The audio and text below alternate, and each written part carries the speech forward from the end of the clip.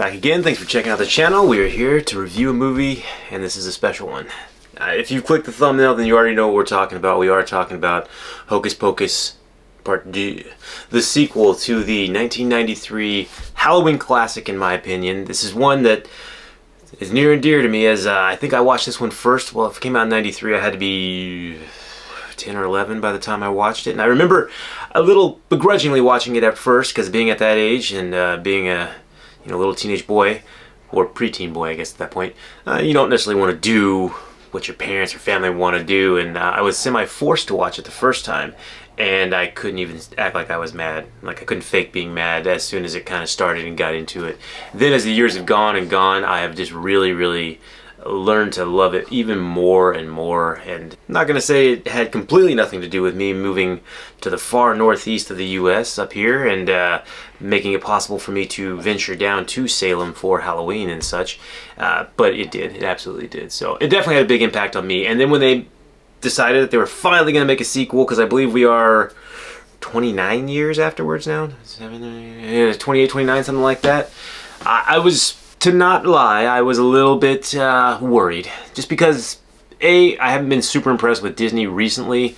They do some really good things and they do some really crap things. And again, they just own so many properties. I mean, between Disney and Marvel, Disney proper properties, Marvel and then Star Wars and all these things, like, it kind of seems like they're putting out a lot of content, and not necessarily the quality of it isn't as good as maybe it has been in the past. So all that to say that I was a little concerned about what might actually come out. But when you get all the main actresses back, you got Mary, Winifred, and Sarah coming back, I figure I'm going to give it a chance. And then first trailer dropped, which I did a reaction for on this channel, and it was a teaser trailer, I'm pretty sure. It wasn't too much about the story or anything like that. It just kind of highlighted them being back, a couple maybe situations that they were in, some of the new casting characters, and I thought it looked good. I thought the quality of the film looked good. The sisters look like the sisters, so I was pretty good with that one, and I kind of stayed away from watching any of the other clips that they released because I wanted to be surprised. And I'm not going to lie to you, I was not really disappointed. I actually thoroughly enjoyed this movie.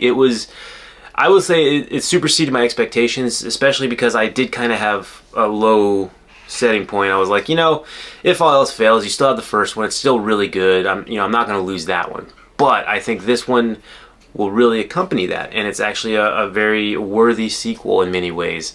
The story itself is basically, it's not an exact rehashing of the first movie, which I appreciate, because that would be kind of boring if you had the same thing happen again. But it starts fairly similarly, where you have some teenagers that accidentally bring back the Sanderson sisters, and then they kind of run amok in Salem. But what you have with this story is you have a lot different, honestly, kind of focus, where I feel like this one was focused much more on the actual Sanderson sisters and kind of their story and kind of what drives and motivated them to, be the evil witches that they are. And then you had the new cast of characters that you had, I can't even remember their names, but there were 3 females that were around 16 years old that, again, I thought they did really well. They weren't overwhelming or like super annoying. They seemed like real teenagers. And I don't know how old they are. They may be in their 20s for all I know. But I think one thing about this movie for sure is all the characters seemed like almost real people would act, with a couple of exceptions. Of course, you have the sisters, who are a little bit eccentric, the mayor as well, who I also thoroughly enjoyed. The cast of characters I thought was really good. The story itself, again, like I said, I'm going to try not give any spoilers away here in case you haven't seen it, because my recommendation is to absolutely watch it, and maybe not watch too many reviews beforehand so you can kind of go in blind. But if you're curious as to whether it's worth it or not, I do say it is. Getting back to a little bit of the story, basically we are in current time, and you have a small group of friends that, they grew up in Salem, so of course I'm sure they really enjoyed witchy types of things, and I mean, they're teenagers, so who wouldn't? I'm almost 40 and I definitely still do. But they were really good. Again, they seemed like high school students. A lot of the auxiliary characters around, there was one of them's boyfriend who was a football player, or at least an athlete, kind of a jock dude that was kind of really stupid, but also kind of turned out to be kind of sweet, I guess, in some of his realizations in the end of that one.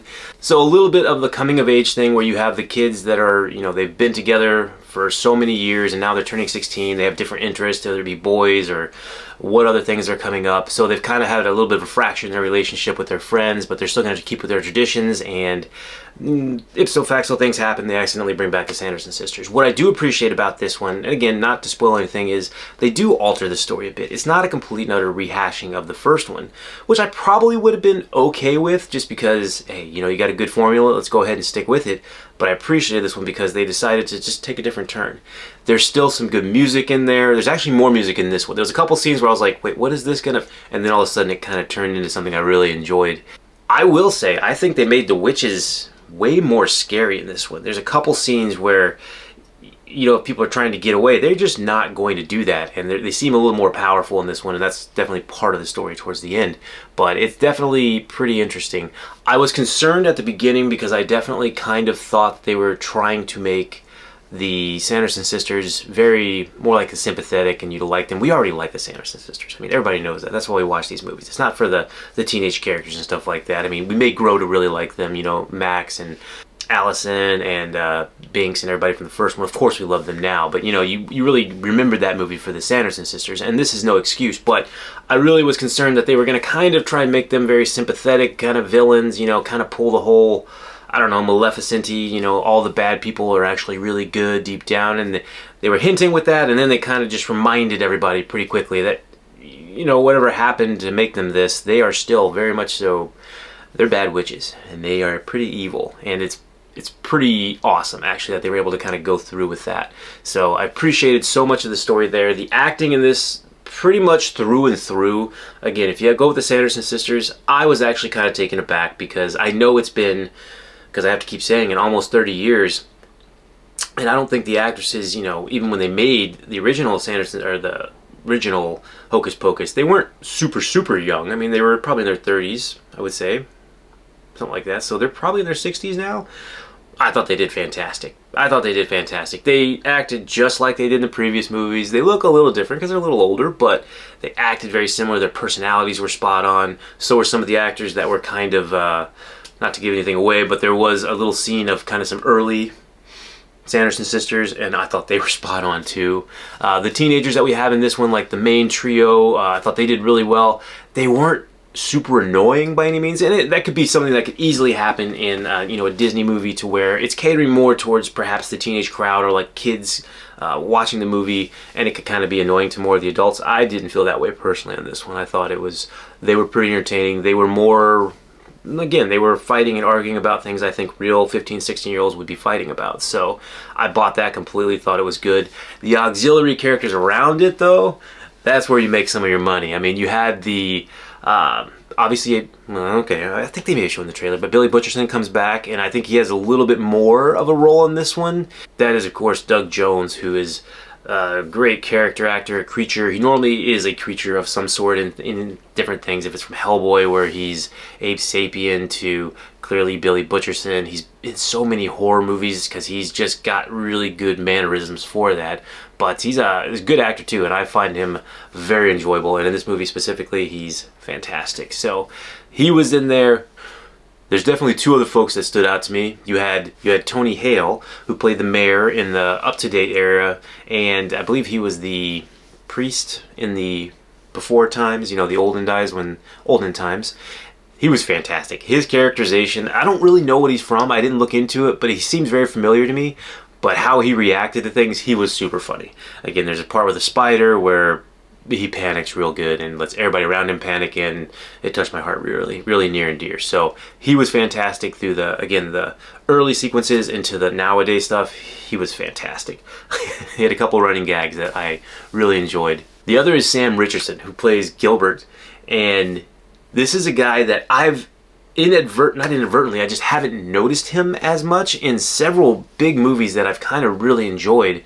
And then I realized it's really kind of him that I've enjoyed. He was the guy that was in Werewolves Within, which is one of my more recent favorite horror movie kind of mystery comedy things. If you haven't seen that one, Werewolves Within is an absolute go watch that one. I'm gonna have to do a review for that one at some point here because that one's fantastic. But he is one of my favorite parts of the movie.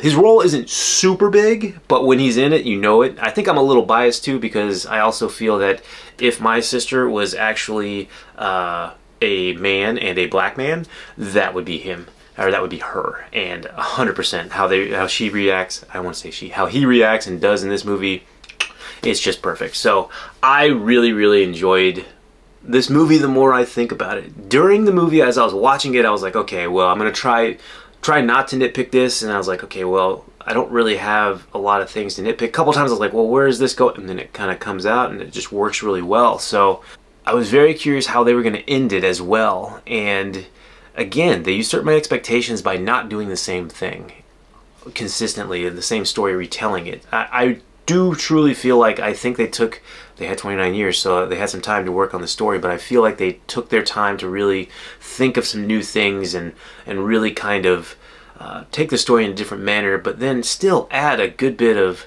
heart and caring to it. Because, I mean, again, it is a family movie, and end all be all, there's some scary parts in this one that I think definitely a little more so than the first one, a little bit, but there's some really good catchy songs. The costumes are fantastic, the setting is awesome. I just love Halloween movies in general. Salem is awesome around Halloween, and I will say, just from being there, it does look very similar to that. There's just about 3 to 4 times as many people jammed in that area, but it's very cool because everybody's all dressed up. So it is a really cool looking movie, a very good Halloween movie.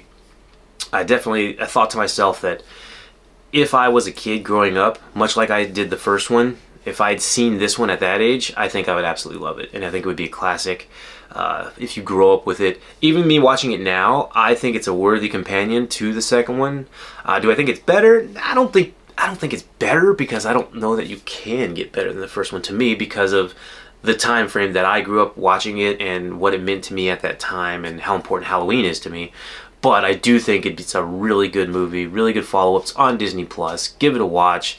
Let me know what you think. I mean, I'm sure there will probably be some people that are going to be let down by it if you had maybe super high expectations. But for me, I had moderate to low expectations, and this far surpassed that. And honestly, there wasn't a lot of things I could nitpick about it. There were a couple characters and costumes early on that I didn't necessarily know what was happening with them. They looked a little out of place. Again, I'm not going to spoil anything, but other than that, I had very little to complain about with this one. I would definitely, I don't know what I'd give it as far as a ranking, because I don't know if I have a really good number system ranked out. But if the original Hocus Pocus is out of 10, that's probably a 9.5 out of 10. 10 out of 10 as far as Halloween movies go, but maybe 9.5 out of 10 just on a normal scale. This one, I can't rank it as high, but that's because it doesn't have the same nostalgic feel to me, because I don't know the whole scenes, but it easily sucked me right back to Salem. So I'm gonna have to give it a solid 8.